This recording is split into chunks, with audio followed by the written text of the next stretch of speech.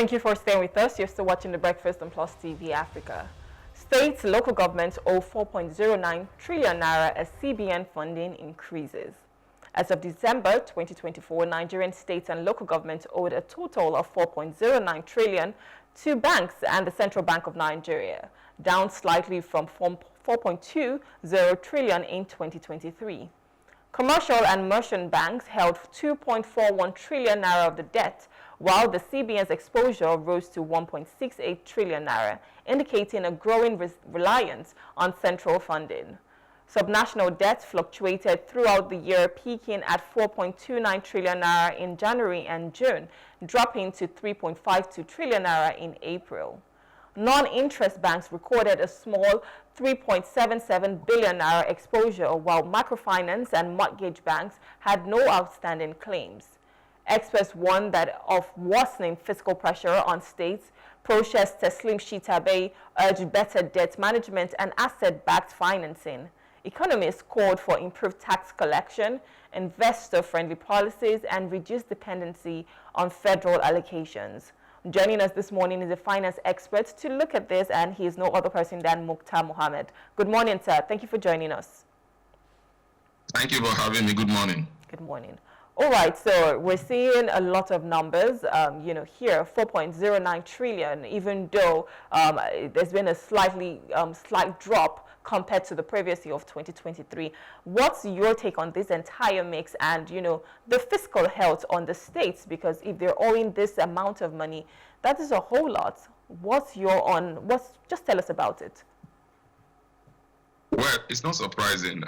Remember before now they had this issue of removal of subsidy, government payment, lack of internal generated revenue and all that. So they depend solely on federation account. And again, the processes whereby these loans were obtained by the government are still not due process, because ordinarily when you want to obtain some of these loans, you have to pass through the state assemblies, and once it's foreign loan, you have to pass through the National Assembly.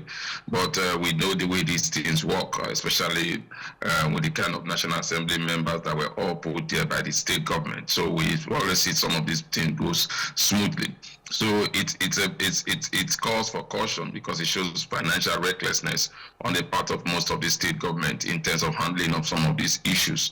But you also have to say improvement, like you say, slight improvement. And that slight improvement is due to the improvement in terms of revenue generation, not necessarily internal generated revenue. I think the states, federal government allocation have increased because of the removal of subsidy. And that's what we said. I think we said that in your program a while ago, that we see increase in terms of allocation from the federation account, but we've not seen commensurate impact on the life of the ordinary Nigerian. So we are beginning to see why we are not seeing those impact, because this money are always deducted from source. So it's not shocking to me, but it's surprising that even up to this moment, some states will also be running cap in hand to the commercial bank. And if you look at that numbers, commercial banks have even done more to the state government. Maybe that's why we are seeing the kind of balance sheet we are seeing in some of these commercial banks giving loans to the state government. So what we normally see, that there's an improvement in terms of giving of loan to the non-oil sector or to the real sector, or banks' loan balance sheet has improved, means that most of these loans are actually going to the state government, because they know that they have the capacity to pay. They will deduct from sources, and that is going to affect the real economy, the manufacturing sector, the SME, and the informal sector. So we are now seeing the reasons why banks prefer to loan to state government and then keep some of those reserves to earn interest with the CBN. So, and when you look at that numbers again, you look at the mortgage banks, and you look at the microfinance banks. Yeah. I think those are places that you think the government should be partnering with to see how they can develop the informal sector by being as guarantor for some of these smaller business, and then the mortgage bank for providing housing for people, their state, their civil servants, or even coming up with a housing scheme. But you can see that none of this is happening. So that tells you that that it's all about money they can use to pay their allowances for political appointees, monies to pay salaries. So it's not taken down to the populace. Exactly, because I mean, I'm just wondering how they were able to accumulate this much debt, and of course the impact on the broader economy and even the the monetary policy as well. And you know, Pro-Share Taslim Bey obviously said something. He talked about, you know, backing assets-backed financing. How practical do you think this is right now for Nigerian states, especially if they are not making their own monies? I didn't get that question, sorry. So Taslim Shita Bey talked about asset-backed financing, right? And I'm just wondering how practical is this? Because if we're looking at states that are owing this much amount, and most of them are not even generating their own revenue, which is something we've spoken about time and time again, that states need to start to generate their own revenue and giving it to the center. But whereby is asset-backed financing? How practical is this? Because you just even spoke about the fact that some of these states are going to the, you know, mortgage banks, the microfinance bank, who they're supposed to even be partnering with. So how is this assets-backed financing supposed to happen? How practical is this? Well, with the state government, I think some banks are very comfortable with them because, you know, they will get allocation from the federation account. So you deduct from sources. So most of them, it's just like when you see Nigeria borrowing money, foreign debt, they look at our assets, they look at our, and their own assets, they look at our oil revenue. And then they will say, okay, and then look at your asset down by your oil revenue. And that's why you see that most of our assets, loans are being gotten through crude oil sale, payback for them to also get their payment back.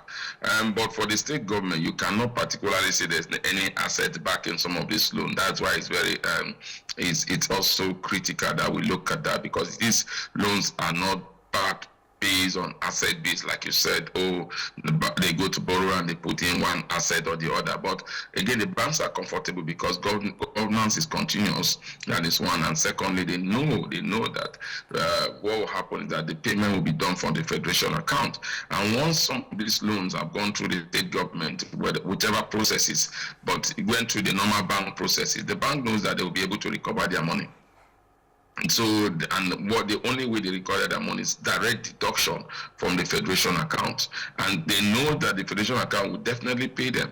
So now is once those money comes in, the states are not able to do some of capital projects because most of it now, they lower the federation allocation, they lower the what they get, and so they are now stuck. And so what you see is that states, even when they improve in their internal generated revenue, you use that most of it is used to pay salaries, because what is supposed to come from the federation account that should be used for payment of salaries and allowances are not being used to pay debt. And so what is generated internally that should be used for capital project, development project, are now used to pay salaries. So then you see why some states are just struggling, and it becomes a cycle that keeps going on and on again. Yeah. Yeah, so, you know, in fact, that's one of the concerns that I have, right? The risk that this might just be the states being trapped in a debt cycle. So over and again, you're just in that wheel whereby you're getting this money, you're financing your debt, but even the monies that you get, you're using to pay salaries and whatnot, and you're just in this same cycle, you're not making headway. But as a finance expert, you know, what do you see? Because, I mean, in 2023, we saw the numbers. In 2024, there was a slight reduction. But looking at the trajectory, do you think this is what's going to happen to the states, whereby they're going to be in this debt cycle? Well, Rume, if you are talking about the states, the federal government is already on the debt cycle also. So if your big brother is in debt and is paid by almost 35% of his revenue on debt servicing, and that could also higher as the years go by. So how can you say you're not doing well if your own is just deducted directly?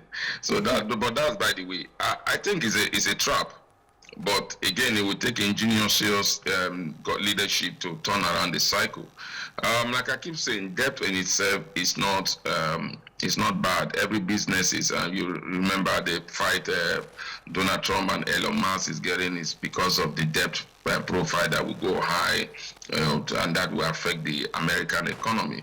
But again, when you collect debt and when you get this debt, you use it for capital project, use it for developmental project that have impact on the people. And when that impact comes in, from those impact, you're able to collect taxes from the people, and then you're able to pay off some of those debts. That's how debts happen. That's why sometimes you see the bank will say, like what you said, asset-based debt, whereby there's an asset that is backing it in case you cannot pay, then you go back. So ordinarily, debt you have in terms of governance, the debt is that what you should use to pay or to be your taxes.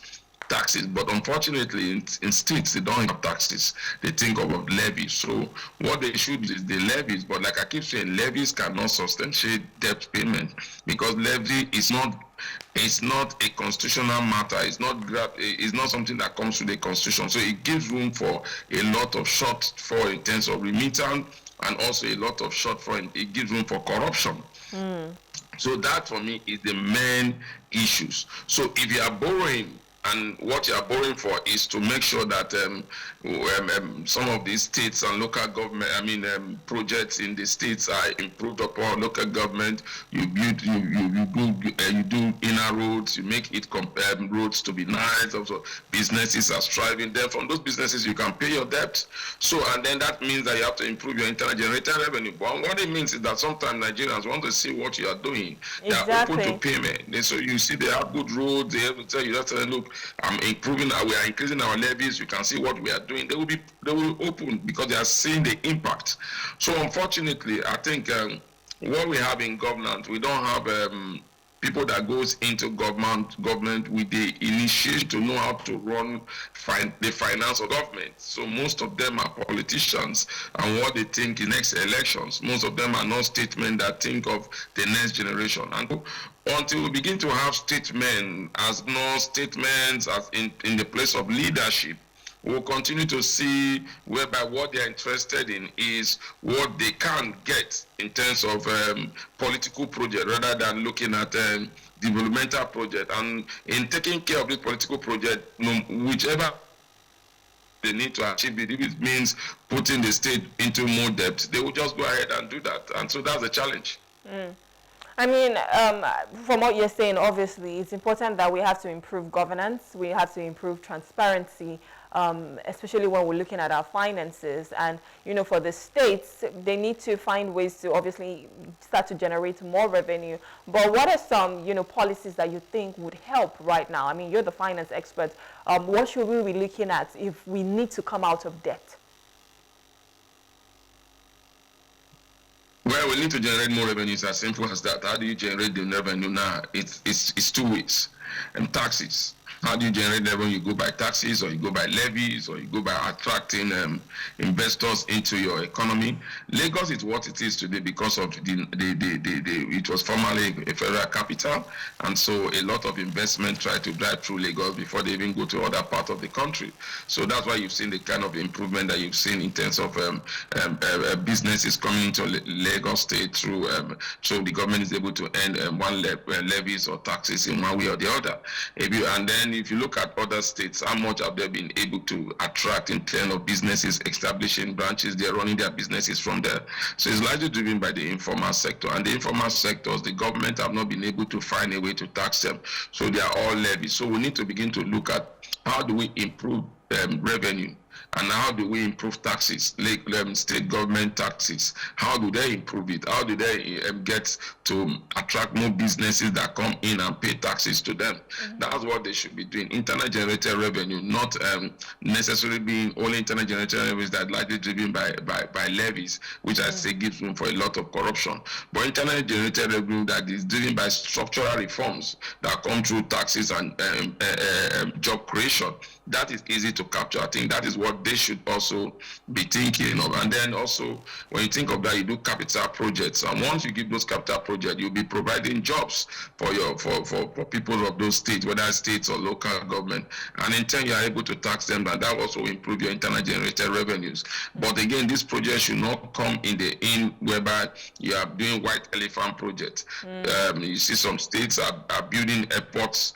I mean, I don't know why you have to build airports when even those that have airport, how many of traffic do they attract? You are a state like Ogun State, or you are a state like Ogun State, you are now building airport. When you have Lagos airport that is already competitive, you already have that ambulance that people want to use, and in terms of linking up from here to every part of Nigeria, even any part in the southwest, is easy. So why are you thinking of building airport? We have the cargo terminal. How much of cargo up there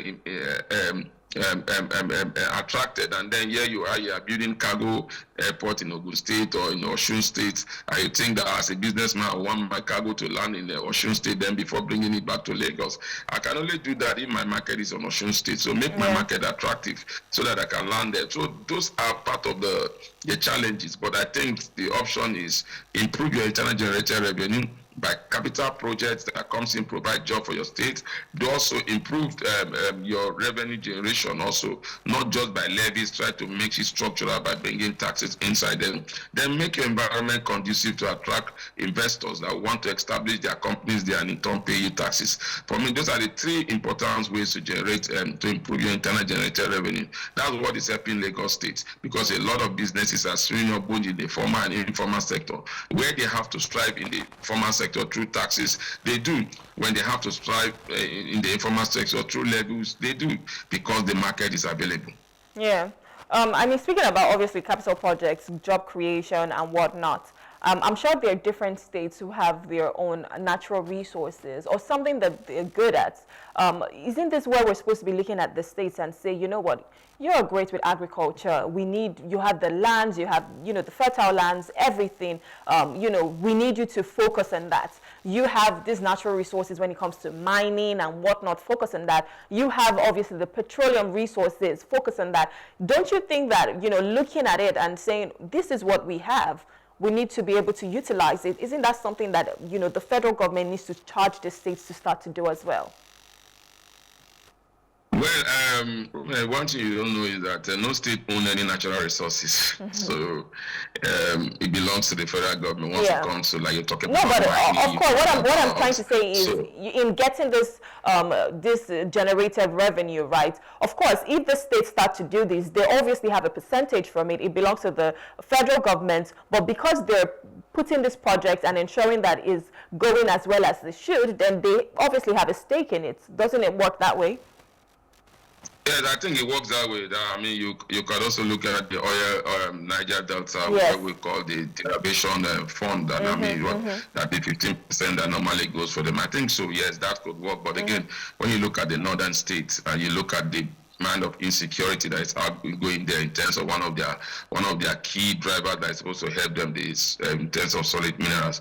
I think maybe that's why the government is putting Northwest Development Commission, Southwest Development Commission, all those commissions, even Southwest Development Commission. But again, when you look at the operational framework of those commissions in terms of development, they are also putting more pressure also on the state governments, because again, most of them will always want to get some support financially from the state, because again, there's no way it's captured in the constitution. They have to sort for funds, they have to look for investors. How do they go about that? That is expensive. But I think, Rume, I need to say something. I went during the festivity period. I think it's all about how you are able to prudently manage your resources. During the festivity period, I was in Kaduna. I see the kind of development. I grew up there. But when I went there recent and spent about a week there, I saw a lot in terms of infrastructural development that has happened in that state, in terms of opening up of new communities, good roads network. I mean, you just need, and because you know that your people are largely the informal sector. So when you pass through those states, you see that there's construction work ongoing. They're employing those unskilled labor, which are many in this part of the country. And they are also seeing, you see smaller businesses springing up beside them. And that also is going to create wealth for some of these households. And so those, but for the insecurity that we have, and maybe this northern state would have given us a blueprint on how we can drive our economy through developmental projects. So I must commend them with the kind of resources that they'll be receiving. I think those developments started from the time of Yakowa to El Rufai, and now you are seeing Ubasani making sure it is improving on that. That is how governance is supposed to be. No state does not have something competitive to gain. Yeah. So we need to begin to look at that. But again, you put a valid question that will take a constitutional mindset, a constitutional revolution to make sure that every state, whatever you own, if you can develop it as a state, you have a certain percentage. Yeah. But now, whereby everything has to go to the center determine what comes from you after removing overhead costs, is not helping some of these states. So I totally agree with you, but again, it has to go to a constitutional reform. I think that would be a great way to go, to be honest, and it would, give them the motivation to want to do this when they know that the stakes are high. I can get something from this, because instead of staying in that debt cycle over and over again, they have to wait, for the federal allocation before they even get something. Sometimes it's ridiculous. So why can't we start to develop what we have, use it to our own advantage, and ensure that we're getting as much money, and then even giving it to the center, and ensuring that there are as many national projects that we can get as possible, because at the end of the day, what we want is to ensure that the lives of Nigeria are better, the improved welfare of the citizens. So if we can do all of these things, why not? And it shouldn't just be, the talks that we have here and there. Is the political will, is the, like you said, it has to go through the constitution, do whatever is necessary to have all of these things, and then Nigerians can be thankful for it. Anyways, this is how much we can take on this segment right now. I want to say thank you so much for coming, Muktar. It's always a pleasure having you. Thank you for your time. Thank you for having me. Have a wonderful day. You too. All right, we're speaking with Muktar Mohammed, is a finance expert, and we've just been looking at the fact that states and local governments owe about 4.09 trillion naira as CBN funding increases. We'll go on a short break now, and up next, we have our second hot topic that says Makinde advocates for single term for elected officials. So please stay with us.